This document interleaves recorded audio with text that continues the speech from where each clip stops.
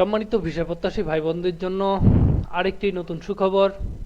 আপনাদের সবাইকে স্বাগত জানাচ্ছি আরেকটি নতুন ভিডিওতে। বরাবরের মতো আমরা আরেকটি নতুন ভিডিও নিয়ে আপনাদের সামনে হাজির হয়েছি। আজকে যে বিষয়টি নিয়ে আলোচনা করব সেটি হচ্ছে বাংলাদেশিদের জন্য ইটিভি ভিসা কার্যক্রম। তো সবার আগে সকল ভিসা সম্পর্কিত তথ্য আমরা আপনাদের দিয়ে থাকি। আপনারা যারা আমাদের চ্যানেলে নতুন তারা অবশ্যই চ্যানেলটি সাবস্ক্রাইব করে পাশে থাকা বেল আইকনটি অ্যাক্টিভ করে রাখুন, যাতে আমাদের ভিডিও আপলোডের সাথে সাথে আপনারা নোটিফিকেশন পেয়ে যান এবং না টেনে সম্পূর্ণ ভিডিও দেখার অনুরোধ জানাচ্ছি, যাতে কোনো গুরুত্বপূর্ণ অংশ বাদ না পড়ে যায়। তো চলুন শুরু করা যাক আজকের মূল আলোচনা। আজকের মূল আলোচনা হচ্ছে ভারতের ই ট্যুরিস্ট ভিসা তথা ইটিভি সম্পর্কে বিস্তারিত আলোচনা। এই আলোচনার মধ্যে থাকতেছে কিভাবে আমরা এই ট্যুরিস্ট ভিসা পেতে পারি, কিভাবে এই ট্যুরিস্ট ভিসার প্রসেস রয়েছে এবং কি কি কাগজপত্র লাগবে, কিভাবে কোথায় গিয়ে আবেদন করতে হবে, কোথায় কোথায় যাওয়া যাবে, প্রবেশপথ কয়টি, আবেদনের শর্ত কয়টি, তারপরে আছে যেটা মেয়াদ ও এন্ট্রির নিয়ম। এই সকল বিষয় নিয়ে আজকে আলোচনাটি সাজানো। তো এখানে দেখা যাচ্ছে যে ভারতের ই ট্যুরিস্ট ভিসা তথা ইটিভি সম্পর্কে বিস্তারিত তথ্য।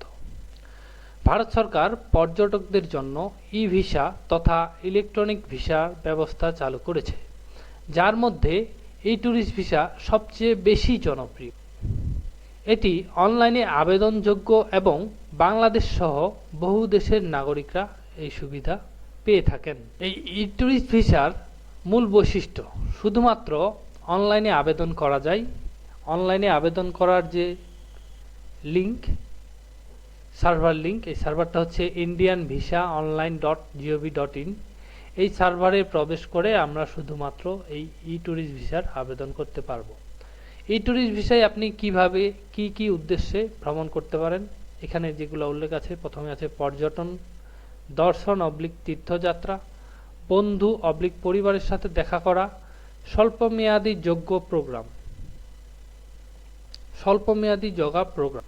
পাসপোর্টের সিল লাগানোর দরকার নেই। বিমানবন্দরে পৌঁছালে ইমিগ্রেশন কর্তৃপক্ষ ডিজিটাল অনুমোদনের মাধ্যমে এটি যাচাই করবে। তো এখানে যেটা বুঝলাম, শুধুমাত্র অনলাইনে আবেদন করা যাবে।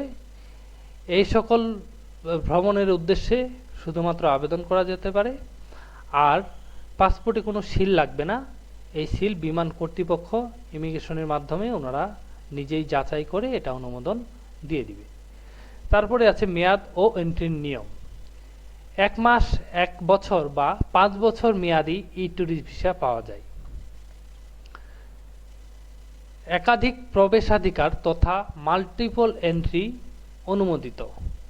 সর্বোচ্চ স্থান 30 দিনের ভিসা একবারে সর্বোচ্চ 30 দিন থাকা যাবে। 1 থেকে 5 বছরের ভিসা প্রতি ভ্রমণে সর্বোচ্চ 90 দিন থাকা যাবে। এখানে যে বিষয়টি বোঝা হচ্ছে সেটি হচ্ছে যারা 30 দিনের ভিসা পাবেন তারা সর্বোচ্চ একবারেই 30 দিন পর্যন্ত থাকতে পারবেন। আর যাদের 1 বছর / 5 বছর পর্যন্ত ভিসা আছে, multiple visa, multiple entry visa, সেটি প্রতি ভ্রমণে উনি সর্বোচ্চ 90 দিন পর্যন্ত থাকতে পারবে। ভারতীয় বিমানবন্দর বা সমুদ্র বন্দরের নির্দিষ্ট তালিকা থেকে প্রবেশ / প্রস্থান করতে হবে। আবেদনে কিছু শর্ত আছে, এই শর্তগুলো আমাদের জানা খুব গুরুত্বপূর্ণ।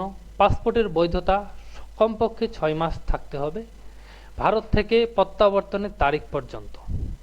এক কথায় আপনি এখানে পাসপোর্টের যে বৈধতা সেটি 6 মাস থাকতে হবে। ভারত প্রত্যাবর্তন তথা আপনি ভারত থেকে যেই তারিখে আসতে চান, ফেরত আসতে চান, সেই ফেরত আসা তারিখ পর্যন্ত আপনার 6 মাস মেয়াদ থাকতে হবে। ফাঁকা 2টি পৃষ্ঠা থাকতে হবে ইমিগ্রেশনের স্ট্যাম্পের জন্য। পাসপোর্টের ন্যূনতম 2টি পৃষ্ঠা ফাঁকা থাকতে হবে, যেই পৃষ্ঠায় একটা প্রবেশের জন্য আর একটা প্রত্যাবর্তনের জন্য লাগবে। এটা ইমিগ্রেশনে স্ট্যাম্প ব্যবহার করবে। আবেদন অবশ্যই অনলাইনে 4 থেকে 30 দিন আগে জমা দিতে হবে। রিটার্ন টিকিট ও পর্যাপ্ত অর্থের প্রমাণ থাকতে হবে। রিটার্ন টিকিট পর্যাপ্ত অর্থের প্রমাণ বলতে আপনি চাইলে এটার ব্যাংক স্টেটমেন্ট এবং কি আপনার যদি কোনো ব্যবসায়িক কার্যক্রম থেকে থাকে সেই কার্যক্রমের কিছু লাইসেন্সের কাগজপত্র হয়তোবা আপনি এটা সাথে দিতে পারেন, এবং কি এই কাগজগুলো হলে আপনাকে এটার এই ক্রাইটেরিয়ার মধ্যে তথা ই ট্যুরিস্ট ভিসা ইটিভির মধ্যে আপনাকে আওতাভুক্ত করতে পারে। তারপরে আছে ফি আনুমানিক দেশের উপর নির্ভর করে বাংলাদেশিদের জন্য সাধারণত 25 থেকে 40 মার্কিন ডলারের মধ্যে হয়ে থাকে। ফি একবার প্রদান করলে ফেরতযোগ্য নয়। প্রয়োজনীয় কাগজপত্র কি কি লাগবে? অনলাইনে আবেদন ফর্ম পূরণ, স্ক্যান করা রঙিন ছবি, পাসপোর্ট সাইজের অবশ্যই, এবং কি সাদা ব্যাকগ্রাউন্ডের, এটা মাথায় রাখতে হবে। এই সাদা ব্যাকগ্রাউন্ড ছাড়া কিন্তু ছবি কার্যকর হবে না। পাসপোর্টের প্রথম পাতার স্ক্যান কপি তথা পাসপোর্টের যে পেজে আপনাদের ছবি সম্মিলিত নিজস্ব ব্যক্তিগত তথ্য আছে, এই তথ্যগুলোর স্ক্যান কপি, ওই পাতাটার স্ক্যান কপি আপলোড দিতে হবে। অনলাইনে ফি প্রদানের রসিদ, এটা থাকতে হবে। প্রবেশ পোর্ট, ভারতের 30টি বিমানবন্দর ও 5টি সমুদ্র বন্দর দিয়ে প্রবেশ সম্ভব, যেমন দিল্লি, কলকাতা, চেন্নাই, মুম্বাই, ব্যাঙ্গালোর, গয়া ইত্যাদি। যদি ভিডিও সম্পর্কিত আপনাদের কোনো তথ্য জানার থেকে থাকে তাহলে অবশ্যই কমেন্টে অথবা মেইলে জানাতে পারেন। আর যদি ভিডিও ভালো লাগে তাহলে লাইক দিন, শেয়ার করুন এবং কি সাবস্ক্রাইব করতে ভুলবেন না। দেখা হবে আর কোনো নতুন এক ভিডিওতে। সেই পর্যন্ত সকলকে ধন্যবাদ।